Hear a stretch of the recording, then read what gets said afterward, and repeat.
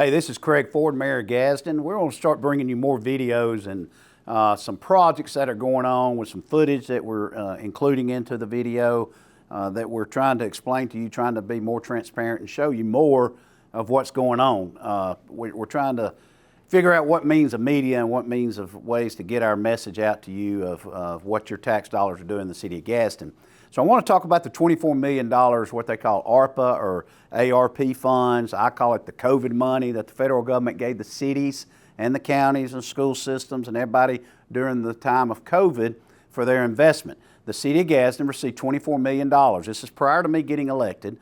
And so what the previous administration did and the previous council did, they identified drainage projects that were an issue in a lot of residents in the city of Gadsden, and they went ahead and did designs, and they went ahead and did architectural drawings and let some of the bids and et cetera. Now, when I came into office, I could have changed it, but we had already spent approximately $6 to $8 million of that $24 million, and I could have decided, hey, let's build a building or something. Well, that would not have been a good use of your tax dollars. It was a better for me to be able to continue what the previous council did and the previous mayor wanted to do, Mayor Guyton. That saved your dollars and also got the biggest bang for our buck to be able to do more projects. So, and I thought they were good projects anyway, and I might have done the same thing anyway, so I don't know. But I wanted to continue on with our engineer, Heath Williamson, and what we did, we continued on with the projects that we had at hand. And I told Heath, let's do some extra projects just in case we have enough monies to be able to do some additional projects, which we didn't. Actually, we had to borrow another $1 million from our undesignated funds to complete the 5 projects we had. However, we have 5 projects that you'll hear about here in a minute from Mr. Williamson, some projects that we have already done the design and we put them on what I call shelf ready. So every year we can pull a project and we can do a project and we don't have to go through the design and a lot of the red tape, that they're ready to go and they can be done faster. So I think that's just better business. So you're about to hear Heath Williamson. He's going to explain all the projects. You're going to get to see some footage of the projects. The one on Paden Drive is almost complete. It's fun. I think it's great. The residents down there, ever since I was in the legislature campaigning back in the day, I remember meeting a resident in that neighborhood saying the water comes right up to his door. So these are the monies that we receive from the federal government. We're almost exhausted out of these funds. We had to encumber them by the end of the last calendar year of December 31st of 2024. So all monies have been encumbered. They've almost all been spent. We've been fortunate enough to be able to draw interest on this money to go in our undesignated funds, which has allowed us to do other projects. So we're excited about that. But this is for you. I wanted you to see what your tax dollars and your ARP funds have been able to do for you and the citizens of Gadsden. Thank you. All right, so we do have 5 ARP funded drainage projects in construction right now. So I'll walk through those, then touch base on the ones that we went through design on, and see if you have any questions once I get through it. So the first one, 9th and Lay Street, that is a project in District 2. The location is 9th Street and Lay Street intersection all the way up to 10th Street. North intersection, the cost as bid. So I want to give you these costs. I'm going to tell you what they were bid at. We'll have some change orders through the process, some below, some up, but all that is not set yet, even at this stage in the project. So this 9th and Lay Street project was bid at $624,155. It is approximately 90% complete. All pipe and drainage structures are in place. They have been installed. Contractors now cleaning up, preparing just the final asphalt patch areas, clean up, etc. So I hadn't done the formal punch list inspection with them. The designer and the contractor will go through that, get it to what they feel is a good spot, then we'll walk it through with them. So they're really close. That one's actually functioning now and has, to my knowledge, solved their drainage issues. We just got to get it prettied back up. So we'll be in good shape. I expect it to be complete by end of May, even through punch list stuff, barring no weather. You always hear my disclaimers of barring weather and things that stop us from, sometimes you just don't need to get a track hole in a yard because you'll make a much bigger mess. So hopefully that will help us do that. Another one, Delhaven Place in District 4. Location, Country Club Drive, Meadow Road, Delhaven Place area. The cost on that one was $434,806. It's about 40% complete. We're actually waiting on the final closing on 3 easements that we need to finish that project. So the main drainage structures, head walls, and some of the upfront or topside ditching has been complete. We can't finish the brunt of the outfall drainage ditch, which will actually fix the problem until those easements are signed. And so Still, can't really give you a time frame on exactly when because it's contingent on the easements. I did touch base with the closing attorney today, and they believe, so they've got two properties left to get those closed on. I would think we'll be able to get back out there within 3 to 4 weeks, and then honestly, once the contractor's there, it won't take them another 2 to 3 weeks to finish it. So midsummer, I think, early midsummer, I think we'll be in good shape. Springrock Street, this is in District 1, location Paden Road, Line Street. Springrock Street area cost was $1,388,384. It's about 85% complete. All work has been completed on Paden Road, Line Street, and Springrock Street. The contractor is now working on installing the final pipes across Miller Avenue with some upstream ditching that has to take place there. Estimated completion end of May. They're really close. I went through it the other day, actually Saturday during the rain. Everything was functioning good. Looks a lot different through there, so we hope that serves us well for a long time.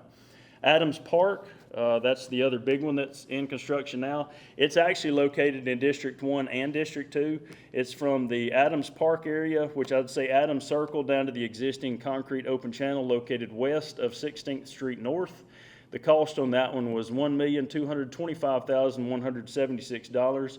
Its status is about 20% complete, so the initial clearing has been done. The utility relocations have been completed, so the contractor's getting ready to move in to really hit the brunt of the work we need, which the major parts of this is a new concrete open channel with additional drainage structures across the roadways. But once he moves in, I think it'll go pretty quick. I would say estimated right now midsummer, just because he's already done the brunt of it where he can get in and move fast. So we hope that works for us. And then the final one in construction is actually two. It's Agricola Phase 1 and Phase 2. If you remember when we bid that project, the same contractor got it, which makes it much easier from an administrative standpoint. So they're working on both a little bit at a time as they can as things open up. So it is in District 3. It goes from North 12th Street to North 11th Street. And then Phase 2 goes from North 11th Street up to Tuscaloosa Avenue and along Tuscaloosa Avenue from Spring Street to Evans Street.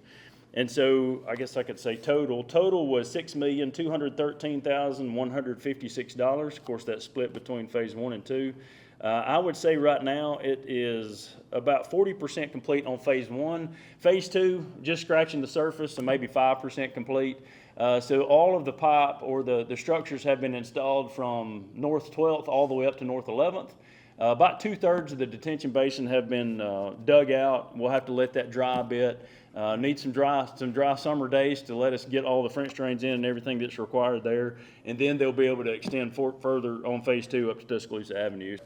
It'll be fenced. It won't be covered. That's a big basin, but it will be dry. So there won't be any standing water in it. We'll have French drains in the bottom that drain it all the way down, and then we'll have it to a maintainable state. And so we want it as an open area, not a retention pond that holds water, but a detention, holds it just during the storm event, keeps everything fenced in to where it's safe, just like we do our concrete open channels all over the city. And then we'll actually have a pump system that pumps that out. And so it will dry down. It will completely dry, which is why we need these summer months to get that all the way down. It's even wet standing right now. So I would say with the time span that's our longest one. The time span allotted for that one is actually summer of 2026.